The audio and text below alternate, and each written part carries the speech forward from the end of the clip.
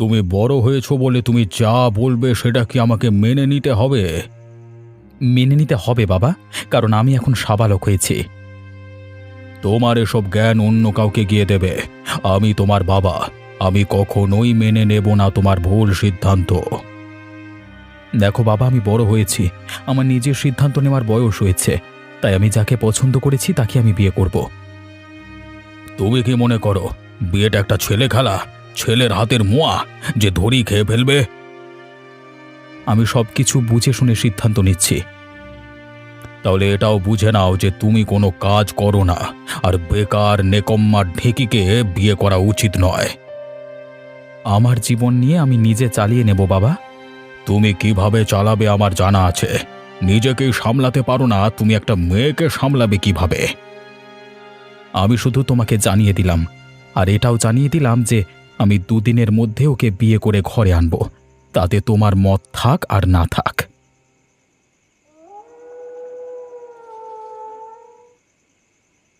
বাবা, তোমাকে একটা কথা বলার ছিল। কি কথা বলবি? বাবা, আমার পলাশকে পছন্দ। পলাশ মানে পাশের গ্রামের অবিনাশ বাবুর? হ্যাঁ বাবা, ওকেই আমার পছন্দ। আর আমাকেও সে পছন্দ করে, বিয়ে করতে চায়। তোর মাথা কি খারাপ হয়ে গেছে নাকি? মাথা ঠিক আছে তোর? এতে মাথা খারাপের কি আছে বাবা?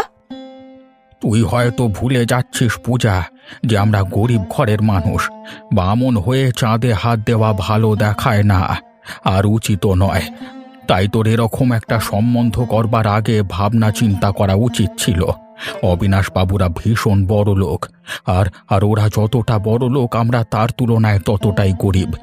যাদের নুন আনতে পান্তা ফুরায় তাদের অমন বড় ঘরের সম্বন্ধ করা উচিত না, সেই কথাটা মনে রাখিস। দেখো বাবা, ভালোবাসায় অত কিছু দেখতে হয় না। আমি ওকে যখন বিয়ে করব বলে ঠিক করেছি, তখন ওকেই আমি বিয়ে করব। দেখ মা, জেদ করিস না, আমি তোর ভালোর জন্যই বলছি। আমার ভালো মন্দ তোমায় ভাবতে হবে না বাবা। আমি যেটা ঠিক করে রেখেছি সেটাই হবে। আর এটাই আমার শেষ কথা, তুমি জেনে রাখো।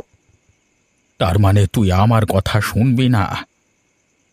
কোনো প্রশ্নই আসে না তোমার কথা শোনার।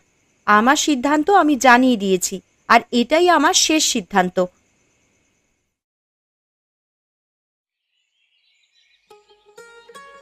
তুমি কি বেরোচ্ছ নাকি গো?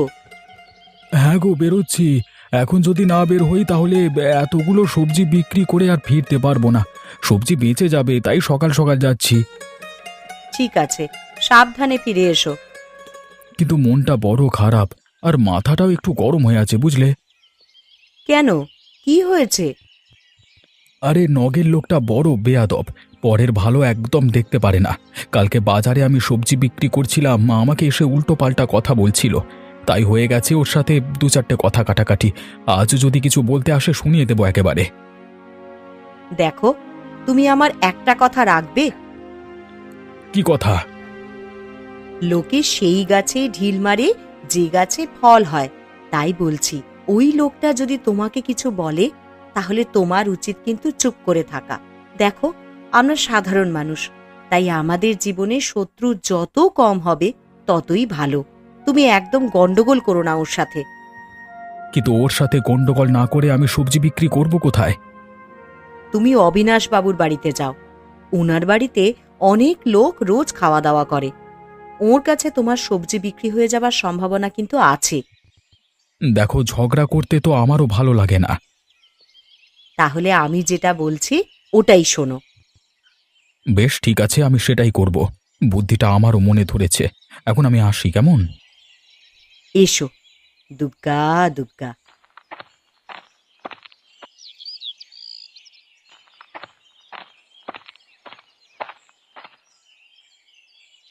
বাবু, একটা কথা জিজ্ঞাসা করব আপনাকে।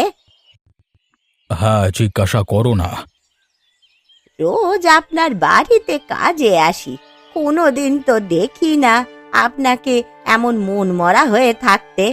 বলি, আজকে কি কিছু ঘটেছে বাবু? আপনাকে দেখে বড় দুঃখী লাগছে। তোমাকে আর মনের দুঃখ কি বলি? দেখুন বাবু, আমি আজ সামান্য একজন কাজের লোক আপনার বাড়িতে। আমাকে আপনি বলবেন না এটাই তো স্বাভাবিক, কিন্তু বিশ্বাস করুন, যদি বলেন তাহলে আমি এই কথা আর কাউকে বলবো না। দুঃখ যখন ছেলেকে নিয়ে হয় তখন কি আর কাউকে মুখ ফুটে বলা যায়? কেন? পলাশ দাদা বাবু তো খুব ভালো ছেলে। ভালো ছেলের ভেতরের রূপ যদি তুমি জানতে, তার আজকাল বিয়ে করবার মন হয়েছে। কোথাকার একটা মেয়েকে সে পছন্দ করেছে। আমি বললাম কিছু কাজবাজ করিস না, বিয়ে করে একটা মেয়েকে সামলাতে পারবি না তুই। তা আমাকে সে যা নয় তাই করে অপমান করলো। বড় ব্যথা পেলাম মনে।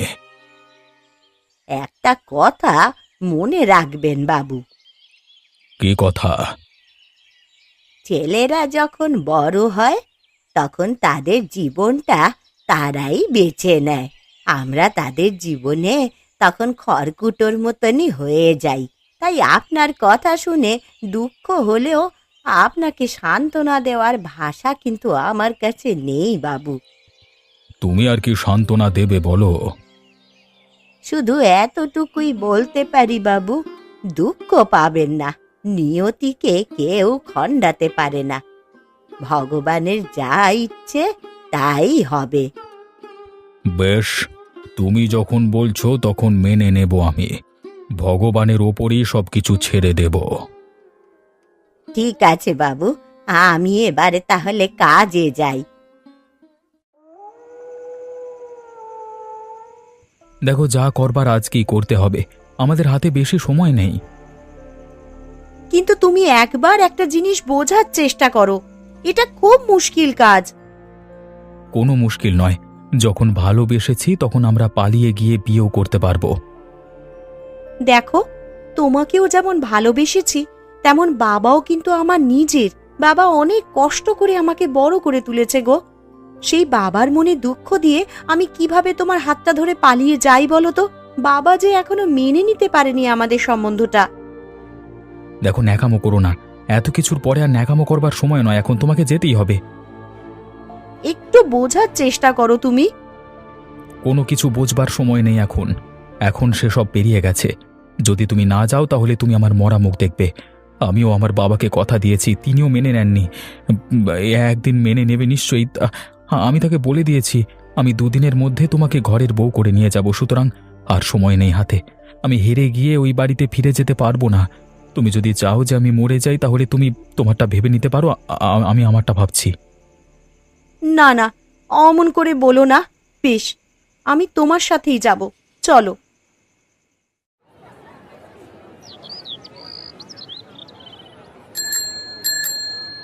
কি গোপালদা, আজও আবার সবজি নিয়ে বসে পড়েছো নির্লজ্জের মতো? আরে নির্লজ্জের মতো হবে কেন ভাই? এটা আমার ব্যবসা, আমি খেটে খাই, বুঝলে? আমি লোকের পেছনে চুগলি করে বেড়াই না, তাই আমাকে রোজই আমার ব্যবসা নিয়ে বসতে হয়। তা দেখছি আজকে বেশ ভালো ভালো ঢেঁড়স রেখেছো, তো দাম কত? তোমার জন্য 50 টাকা কিলো। ব্যাস, শুরু করে দিলে তো চোরের কারবার। আমাকে দেখি অমনি দাম বেশি করে দিলে, নাকি আজকাল সবার থেকে এরকম চুরিবিদ্যা শুরু করেছো? অবশ্য চুরি ছাড়া তোমার মতো লোকেরা করতেই বা কি পারে? দেখো ভাই, মুখ সামলে কথা বলো। আমি এখনো পর্যন্ত সৎ পথে কারবার করি। আমি দাম বেশি নিলেও মাল ভালো দিই, আর বেশি দাম নেওয়াকে চুরি বলে না, বুঝলে তো? থাক থাক, তোমার মুখে আর ভালো কথা শুনতে চাই না। কথায় আছে না, চোরের মায়ের বড় গলা। কে চোর সেটা বাজার শুদ্ধ লোক সবাই জানে। তোমার থেকে বড় চোর যে তল্লাটে নেই সেটা সবাই জানে, বুঝলে তো? তাই নিজেকে আর সাধু প্রমাণ করবার চেষ্টা করো না। তুমি আমাকে অপমান করছো গোপালদা। মান অপমান বোধ থাকলে কি আর আমার কাছে এসে পায়ের উপর পা তুলে ঝগড়া করতে? সত্যি কথা কি তোমার ঝগড়া বলে মনে হচ্ছে?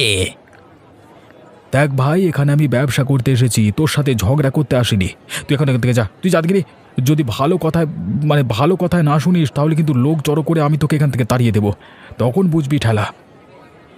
ঠিক আছে, আমি যাচ্ছি। তবে জেনে রেখো, এই অপমানের শোধ আমি নেবই। এই অপমানের বদলা আমি যদি নিতে না পারি তবে আমার নামে তুমি বাজারে কুত্তা পুষবে, কুত্তা। দেখো বাবা, আমি আমার কথা রেখেছি। তোমার ঘরে বৌমা এনেছি। আমি বলেছিলাম না দুদিনের মধ্যে বিয়ে করে আনবো? আমি ঠিক দুদিনেই বিয়ে করে এনেছি। তুই কি করলি পলাশ? এমনটা তুই করতে পারলি আমার সাথে? অবাক হচ্ছ কেন বাবা? আমি তো বলেছিলাম আমি দুদিনের মধ্যে বিয়ে করে আনবো। আর তুমি নিশ্চয়ই জানো যে তোমার ছেলে যেটা একবার মুখ থেকে বার করে সেটাই করে ছাড়ে। কিন্তু এবার তুই কি করবি? তুই নিজে কোনো কাজ কাম করিস না, তুই নতুন বৌমার যত্ন রাখবি কি করে? শরত, এখন এসব কথা বলো না, আমাকে ঘরে যেতে দাও। না, তুই আমার কথার উত্তর না দিয়ে ঘরে যেতে পারবি না। তুমি কি আমার উপর জোর জুলুম করবে নাকি? বাবা হিসেবে তোকে শাসন করবার অধিকার আমার আছে। তোমাকে আর সেই অধিকার দিতে পারছি না বাবা। এখন আমার রাস্তা ছাড়ো। আমি আমার নতুন বউকে রাস্তায় দাঁড় করিয়ে রাখতে পারবো না। তাহলে এটাও বলে যা যে নতুন বউকে খাওয়াবি কি? আমার বউ আমি বুঝবো, তোমাকে অত চিন্তা করতে হবে না। সবটা কি নিজেই বুঝতে শুরু করে দিয়েছিস? এই শরত বাবা, হাঁটো আমার রাস্তা থেকে। এসো এসো পূজা, ভেতরে এসো।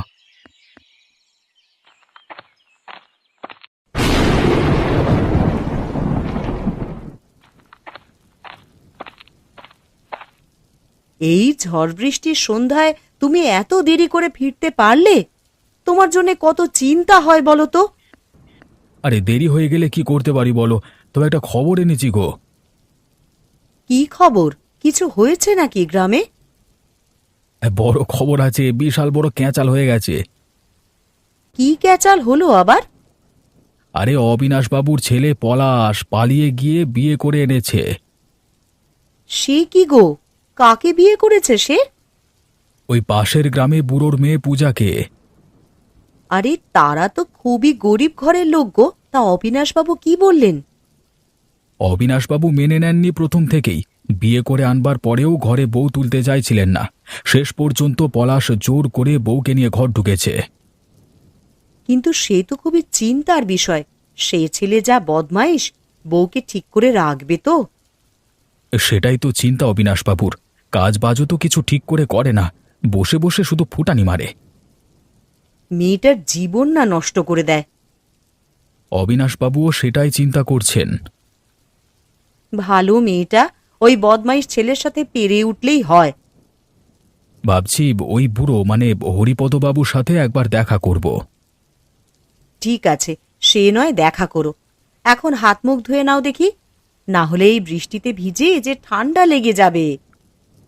হ্যাঁ, তুমি গরম গরম কিছু খাবার ব্যবস্থা করো, আমি হাত মুখ ধুয়ে আসছি।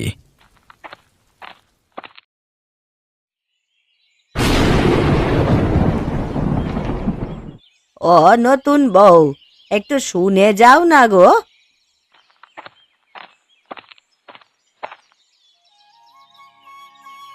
হ্যাঁ বলুন বুড়িমা। তা নতুন ঘর, নতুন সংসার কেমন লাগছে গো? হ্যাঁ ভালোই লাগছে। আপনি ভালো আছেন তো? হ্যাঁ মা, ভালো আছি। তা বউ, তোমার বাড়িতে আর কে কে আছেন গো? আমার বাড়িতে একমাত্র আমার বুড়ো বাবা ছাড়া আর কেউ নেই। আহারে, তুমি তার একমাত্র মেয়ে ছিলে, এখন সেই মানুষটাকে কে দেখবে বলো তো? বাবু, মেয়ে মানুষের জীবনটাই তো এটা।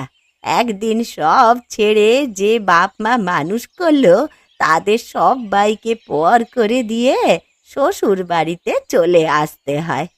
শ্বশুর বাড়ি হয়ে ওঠে তার আপন বাড়ি। ঠিক আছে, আমি দেখছি কি করা যায় মা। আপনি কি করবেন বাবা? আমিও তো এক বাপ, তাই বাপ হয়ে বাপের কষ্টটা বুঝি। এই দুনিয়ায় বাপের কষ্ট একমাত্র বাবারাই বুঝতে পারে। তাই আমি আজকে সন্ধেবেলায় গিয়ে ওনার সাথে দেখা করব। কিন্তু একটা কথা বলবো বাবু। হ্যাঁ বলো না। আজ আকাশের অবস্থা ভালো না। আজ আপনি যাবেন না, বলা তো যায় না কোথা থেকে কি হয়ে যায়। আরে তুমি বেকার চিন্তা করো না তো। এই গ্রামে আমি জন্মে থেকে এতগুলো বছর কাটিয়ে দিলাম। এখানের প্রকৃতিকে আমি ভালো করেই চিনি। আমি এত বছর ধরে অভ্যস্ত এখানে, আমার কিচ্ছু হবে না। আমি যখন ঠিক করেছি যাবার, আজকেই আমি যাব।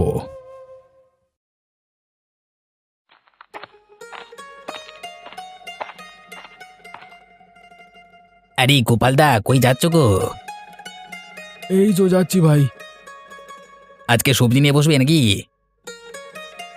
না, আজকে ঠিক নেই গো। আরে গ্রামে যা ঝামেলা চলছে, এদিকে এসো বলছি। কি হয়েছে আবার গ্রামে? হ্যাঁ, আরে ওই পলাশ মানে অবিনাশ বাবু ছেলে বিয়ে করে এনেছে জানো তো। সেইভাবে তো কিছু জানি না। আরে শুধু কি বিয়ে করে এনেছে, আরে নিজে তো কিছু কাজবাজ করে না। আর পাশের গ্রাম থেকে হরিপদ বাবুর ওই গরিব মেয়েটাকে পটিয়ে পাঠিয়ে নিয়ে এসে তুলে নিয়েছে আর কি। তাই নিয়ে বাবার সাথে তো খুব ঝামেলা। তা ওর বাবা কি বলছেন? ওর বাবার একটাই দাবি যে নিজে কিছু কাজবাজ করো, নিজেই ভালো হও, তারপর নয় সব ঠিকঠাক হয়ে যাবে। এখন বিয়ে করবার কোনো দরকার ছিল কি? কি ভাগ্য বলো তোমারই, নিজেই কিনা গ্রামের মোড়ল, নিজে গ্রামের সব সমস্যার সমাধান করে, আর নিজের ঘরই কিনা এত বড় কেঁচাল। বুঝলে তো ভাই, ওই কথায় আছে না, কপালের নাম গোপাল ঠাকুর। তাই হয়েছে। ভগবান কপালে যা লিখে দেবেন তুমি কি আর তাকে বদলাতে পারবে? তোমার আমার সাধ্য কি ভাই? তা একরকম ঠিকই বলেছো দাদা। ভাবছি একটা কাজ করব। কি কাজ শুনি? ভাবছি পাশের গ্রামে গিয়ে হরিপদ বাবুর সাথে একবার দেখা করব, পারলে আজকেই। তা তো বেশ কথা, আমিও যাবো তাহলে। হ্যাঁ, বেশ বেশ।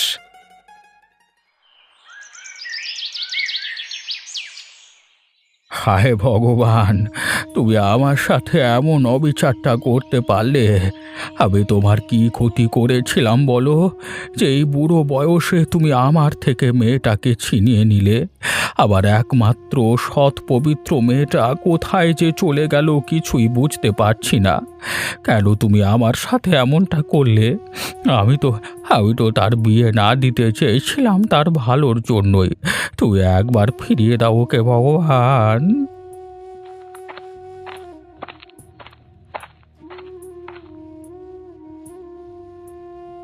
হরিপদবাবু বাড়িতে আছেন?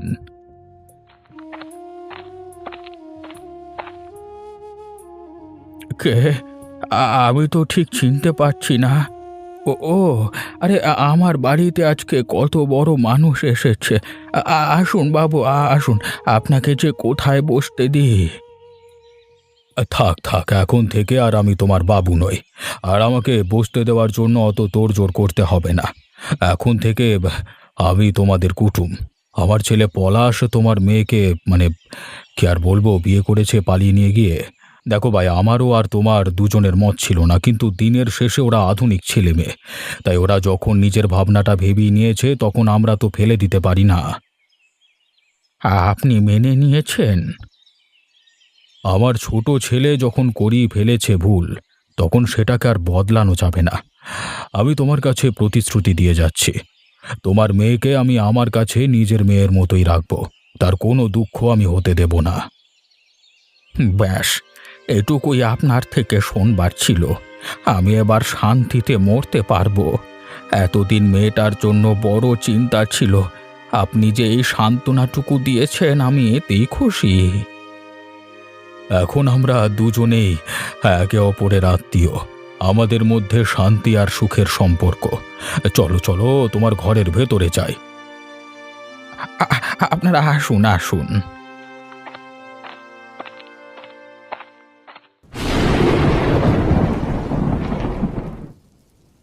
পলাশ ভাই, একটা কথা বলতে এলাম তোমাকে, আর তোমার বৌদিকে নিয়ে এলাম। হ্যাঁ দাদা, বলো না, কি বলবে? দেখো ভাই, সংসার জিনিসটা একটা আলাদা জিনিস। আমি নিজেও তোমার মতো রাস্তায় রাস্তায় ঘুরে বেড়াতাম, নিজের মতো করে জীবনটা বাঁচতাম, কিন্তু তোমার বৌদিকে জিজ্ঞেস করো। তোমার বৌদিকে যখন বিয়ে করে আনি তখন থেকে আমি সংসারী হই। সংসার সবাইকে মন দিয়ে করতে হয়, তোমাকে দায়িত্ব নিতে হবে সংসারের। এখন আর বদমাইশি করে বউটাকে কষ্ট দিলে চলবে না। যত যাই হোক, তোমার বাবা সব কিছু মেনে নিয়েছেন, এবারে সব কিছু ঠিকঠাক করে ফেলো ভাই। দাদা, একটা সত্যি কথা বলবো, জীবনে নিজের কাজগুলো বলবার মতো একটা মানুষ প্রয়োজন আর কি। আমার খুব ভালো লাগলো তোমরা আমার বাড়িতে এলে আর আমার সাথে কথাগুলো বললে। তবে কি জানো তো, আমি তোকে ভালোবেসে বিয়ে করেছি। আমি এটা প্রতিজ্ঞা করছি এবং তোমাকে বলছি যে পূজার সুখের জন্য আমি সব কিছু করব। আমি নিজের সব বদঅভ্যেস ছেড়ে সংসারী হব, সংসারে মন দেব আর ওকে সুখী করব। হ্যাঁ পলাশ, যখন কথা দিয়ে ফেলেছো কিন্তু, তাহলে এই বৃষ্টির মধ্যে বৃষ্টির মধ্যে ভালো হবে দাদা, তোমরা আয়োজন করো।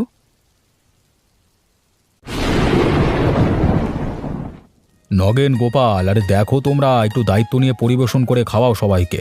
দেখো ভাই, বৃষ্টি হচ্ছে বলে যেন কাজে কমতি না হয়। কেউ যেন আমার দাওয়া থেকে এই আনন্দের দিনে না খেয়ে ফিরে না যায়। আতিথেয়তার কোনো কমতি যেন না হয় কারোর, নজর দেবে কিন্তু। আর সবাই পেট ভরে খেয়ে তবে যাবে। আপনারা যে এমন আয়োজন করেছেন, এতে আমার মন ভরে গেছে। আমি তো কোনোদিন ভাবতেই পারিনি আমার মেয়ের কপালে এত সুখ লেখা ছিল। কপালে যা লেখা আছে সেটা ঠিকই হয়ে যায়। আমি তুমি আমাদের মতো সাধারণ মানুষেরা বাধা দেওয়ার কে বলো তো? এ কথা আপনি একদম ঠিক বলেছেন। বাবা, তোমার হাত ধরে একটা অনুরোধ করছি। তোমরা ভালোবেসে বিয়ে করেছো, কোনো দিন যেন তোমাদের মধ্যে ঝামেলা না হয়। আমি হয়তো কদিন পর আর এই দুনিয়ায় থাকবো না, বুড়ো হয়েছি তো, কিন্তু তোমরা থাকবে। তোমরা সত্যি কথা বলতে কি, আমার মেয়েটা খুব ভালো গো, ওকে তুমি কখনো কষ্ট দিও না। আমিও আপনাকে কথা দিচ্ছি, আমার কারণে আমার ভালোবাসা পূজা কোনো দিন কষ্ট পাবে না।